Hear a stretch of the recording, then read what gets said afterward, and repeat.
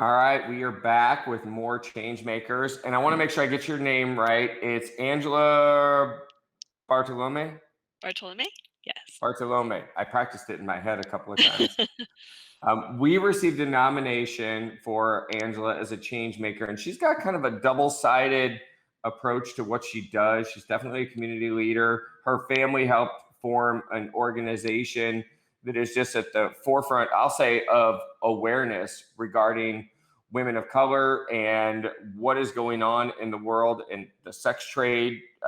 Just and then your degree is in helping other people. So all around, you're involved in assisting people. I think you're a clinical social worker by trade. Is that correct?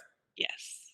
And And I'm doing okay, I'm sorry, go my ahead. doctorate is in organizational change and leadership for nonprofits. Awesome. So I want you to just take a quick second and share a little bit about you, your background, where you're from, where you live currently, and what you're involved in. Yeah, thank you. This was a really interesting surprise, so I really appreciate the time. So I currently live in Los Angeles, California. I was here for most of my life since we immigrated from the Philippines. My parents were community organizers, and during the era of martial law, and in that time of the Philippines where it was pretty dangerous to speak out and advocate for justice and safety of the community. So at some point, many people ended up being pushed out of their homelands, including my family, into other countries, which we identify here in is LA for me. So we've been community well, I was raised by community organizers and continue that practice of community organizing from my paid work as well as my volunteer-based work. I've been a community organizer with a firm for about 15 years, originally Gabriella Network. And organizers, the founding organizers include Ninochka Roska and my mom, Agnes Bartolome, and a few other women across the US, recognizing that change had to be done domestically and abroad. And then younger generations of organizers from myself, and now like significantly younger than me, have continued that movement for justice for women and children, and women of color. Um, and yeah, that's my background. No, that's great. And could you tell me why you're so passionate about this? I mean, obviously, a lot of people that hear this feel compelled to say something or do something, but you're taking it to a different level, you and your family. So, why is this such an important project for you? Um, it's for us, it's not even for me, it's not even a project, it's a lifestyle. It's what maintained that self-care and not feeling helpless and stuck when hard times have happened to my family, the communities that I serve. I grew up when we moved to LA, I grew up in South LA and saw a lot of hardships. And a band-aid of a service was never just enough because again, it's so restricted by what we can offer based on this pot of funding or this who said what we can do versus as a community organizer with boots on the ground as my volunteer work and as my lifestyle. You can always move that forward no matter what. You can always connect that message no matter who's behind you, or where you see moving forward, and you can feel the drive of just, yes, I this has to keep happening. Yes, people do deserve to feel safe, to be fed, to be connected, to be loved. And I think a lot of times in the hardships of why people have to immigrate or even survive in their local communities is because our basic needs aren't met. And I'm as a collectivist kind of person, I think that we can all do that together.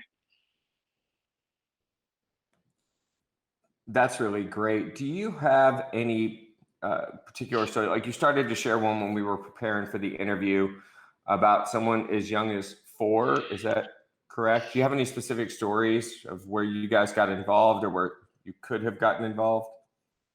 Yes. So we've done a lot of a firm has done a lot of work domestically and abroad because we recognize a lot of our experiences locally are not the same, but like parallel a lot of foreign interactions. For example, like when a typhoon in Philippines happened, one of the first victims of trafficking was a 4-year-old child because not because the family wanted to, but they couldn't navigate how to get food, housing, and resources after a typhoon destroyed their community. And it was one of those things that the local folks knew that people came in to save or be like a helper to their community, but only for an exchange. And survival and justice and safety shouldn't be an exchange. That's very well stated. It's amazing the work that you're doing. I can see why you were nominated. You know, a lot of people will hear your story and may feel compelled to get involved and do something. So I'd like you to do two things for me if you could. Number one, share how people would get a hold of your organization. And then secondly, those that feel inspired to do something, maybe don't feel like they have the resources or aren't connected to anyone, how do they get involved chasing their passion? Yeah, I think it's also just being genuine to each other and asking questions. And I really appreciate this platform because I know this was a really last minute and like spur of the moment kind of conversation that we had. Um, but I appreciate the openness to hear what we all can do to be a piece of that puzzle. So if you need to reach out for a firm, it's AF3IRM. We're on social media, including Facebook, Instagram, all these other things. I'm not the best at social media, so some other folks handle that with me. So we're an organization where we have chapters across the U.S. And including Hawaii and Puerto Rico, and New York and Bay Area and other areas, including some. I think we're emerging some in Georgia and Seattle, because I think people want to feel that connectedness to recognizing we have the option to create this change. And it might be as a financial, like as a donor donating $5, which is most of our donors are, small donors, because we're all a volunteer based organization. And some folks also just share our likes, and it can be that simple as a conversation with how can I get involved? What is it that you need? Or even just educating ourselves on what's really happening. I think it can get really easy for us to stick to just what we're personally experiencing, and it takes effort for some folks to be able to empathize and put themselves in the shoes of others outside of their like personal lived experience.